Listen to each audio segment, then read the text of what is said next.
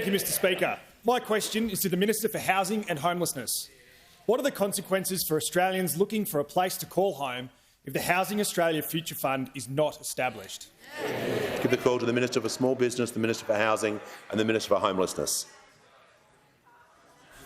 Thank you, Mr Speaker. And I do want to thank the member for Hawke for his important question.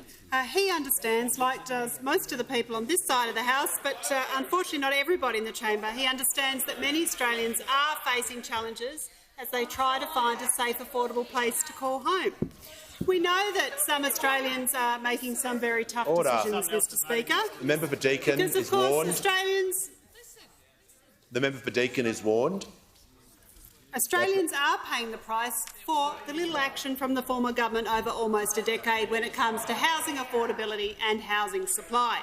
But of course our government, the Albanese Labor government, was elected with a plan to help tackle the housing challenges. We said we would establish a $10 billion Housing Australia Future Fund, and we've introduced that legislation. This would be the single biggest investment by a federal government in more than a decade in social and affordable housing in this country. It will create a secure pipeline, Mr Speaker, of funding for social and affordable housing. Order. It would be there in perpetuity, with returns being invested each and every year in social and affordable housing in this country. Mr Speaker, it's been called, I quote, a golden opportunity by the Urban Development Institute of Australia. And with the measure introduced today, this is when we introduced it last week, we are structurally equipped to act, said Power Housing Australia. This will provide certainty to the housing sector and particularly the community housing sector. And importantly, it will make a real difference to people's lives. And those opposite apparently also The know Minister will this. resume her seat. There is now a general warning.